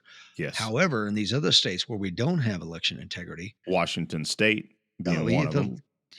name any blue state just about you want to name, and I hate to point it that way because I do like to have some political anonymity, but I think it's eroding by the day, and I don't want to seem like a Trump apologist because I'm not. I don't think any of us are. What I am against is what is going on right now in the current administration, and I think that it's destroying this country. And what's interesting about this now is, in my opinion, we've already seen what 4 years of a Trump presidency. Now we've seen 4 years almost of a Biden administration. So you can make your decision now. Were things better for you and your family? Did you like paying $8 a gallon for orange juice? Do you like that? Okay, didn't you always used to be that way? It is now, and so on every metric, just about that you can measure candidate, we have metrics for both men, and I think it should be a relatively easy decision, but it's not because Trump derangement syndrome needs to be in the DSM. It is a real thing. It is a Yes. real irrational thing. And when you have thought leaders like Sam Harris saying, I don't care if Hunter Biden had a basement full of bodies of dead children, I'm like, you've lost it, man. Yeah. You have lost your ability to reason and make sound judgment because of the orange man offends you so badly with his tweets or what have you. And I used to like some of I mean, at a 100%. minimum, a lot of his podcasts, Sam Mhm. Harris, but then when it drifted down the road that you talked about, I'm like, yep, no more. Deleted his podcast. But to one point that you were making, we can kind of close the loop on all Mhm. this is, and I don't care how many people I piss off during the 2020 election cycle. COVID, either purposefully or what have you, the mail-in voting was quadrupled throughout the United States for pandemic reasons. And I would submit to you that Biden would not be in office if that had not taken place. I'm just going to say it. Sure. I don't believe that he would have been elected had that happened, or excuse me, had at least the in place process of each state would have been in place. Excuse me, let me say this correctly, that the previous laws and policies of those states, the way that they voted, would have been in place. I don't think he would have been in office. I'm just saying it. I've said that for a long while. At a minimum, it is absolutely a travesty that the mail-in voting process is so easy. It is rife with fraud. It's proven over and over again, even if the media tells us otherwise. Even if you have judges and secretaries of state that didn't want to get on board with saying, hey, there was something wrong with this process. We got to look at it. That doesn't mean that, Yeah. that the media gets to say that, hey, Trump lost all those cases. Well, the court systems or again, the secretaries of state didn't want to touch any of that. Yeah, I agree with you.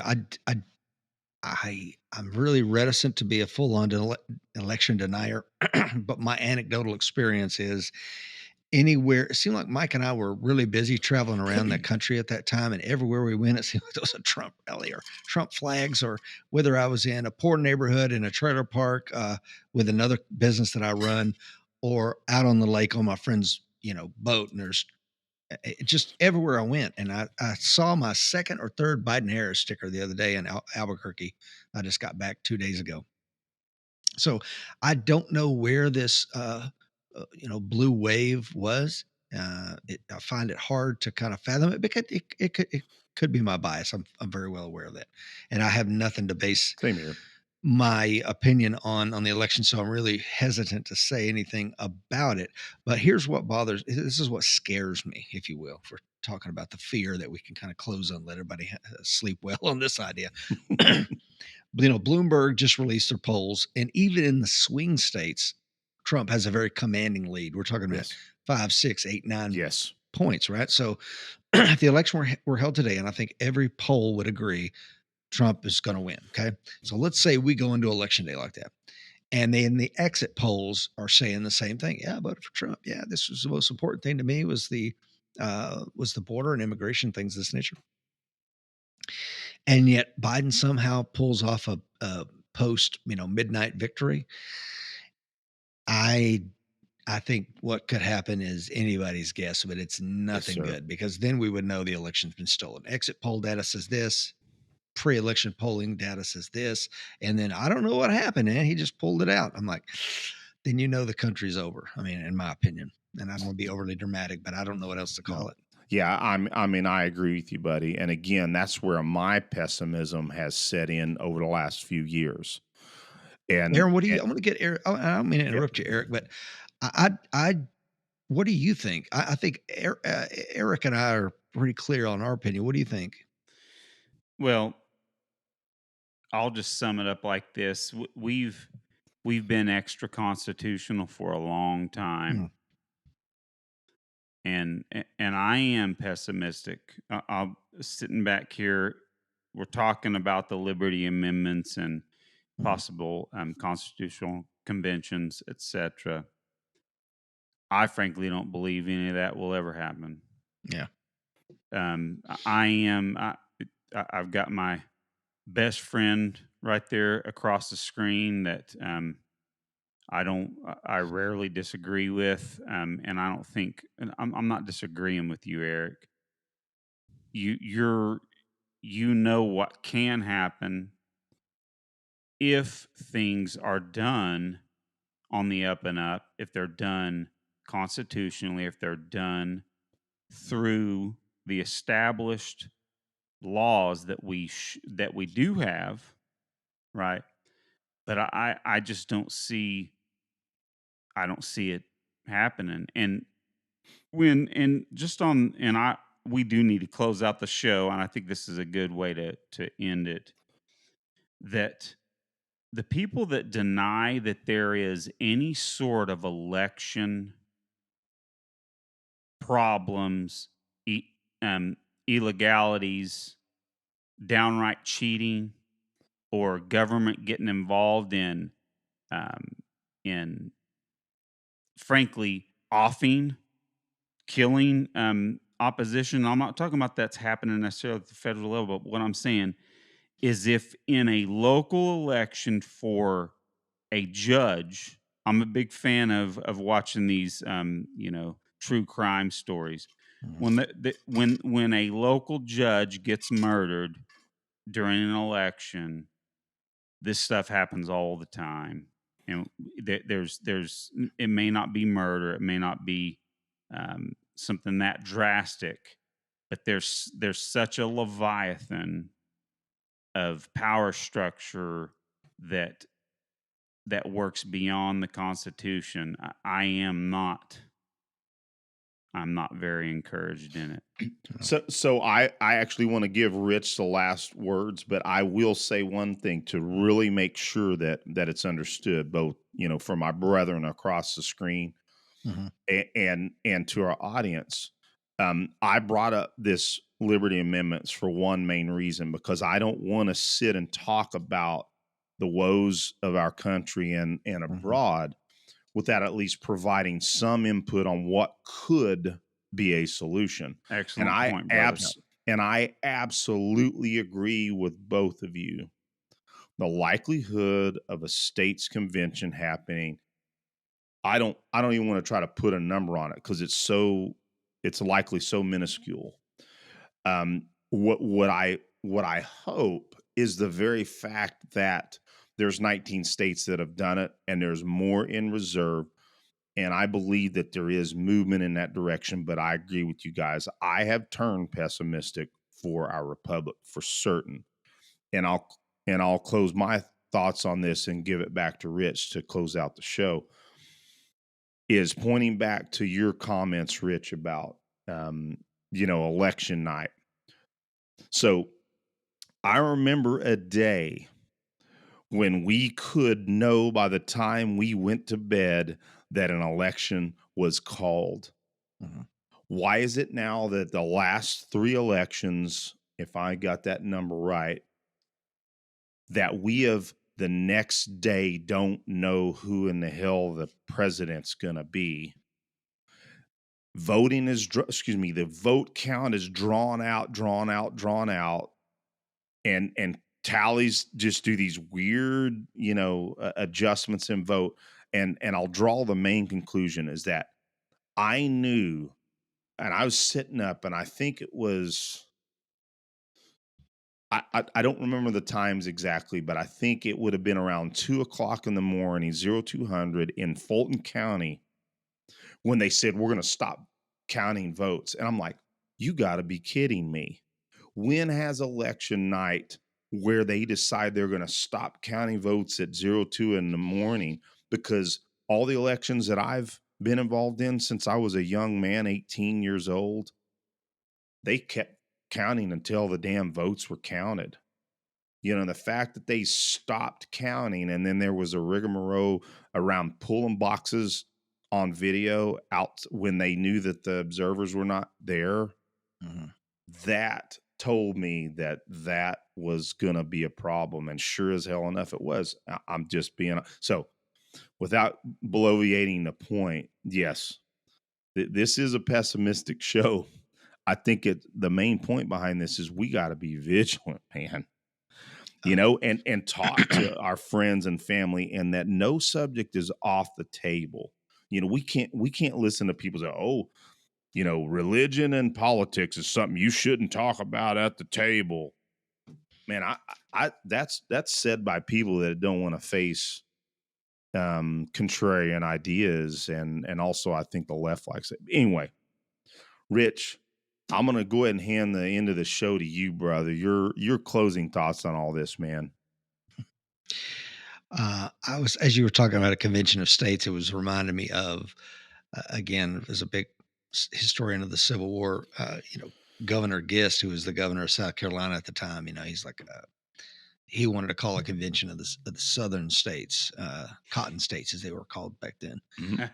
And of course, that led to the disillusionment and the War of Secession. So, that just because there's a convention of states doesn't mean that something good's going to come out of it. Right. So, I think we're in a really weird time. I think the only thing we can do is pray and prepare, have these conversations, but have them in a respectful, collegial manner like we've had tonight. I mean, I know we agree on 99% of the things. I understand that. However, if you're armed with information and you can have meaningful, purposeful, respectful conversations with other Americans, I think that's how we defeat bad ideas. I think we defeat those bad ideas with good ideas, not silencing or shutting down anybody.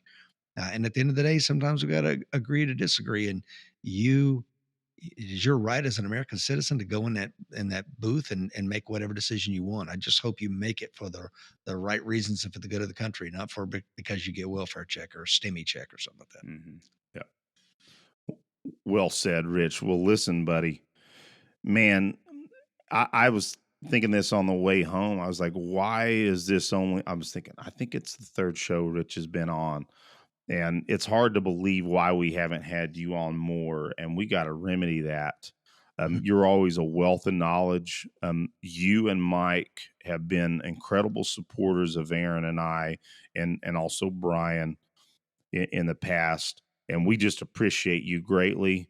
You're doing great things with the information and wealth of knowledge that you put out on your show. So we are honored again, as Aaron said, to have you on the show. So thank you so much for blessing us with your time. It's my honor, gentlemen. I'll keep coming back as long as you keep having me. Rock Absolutely.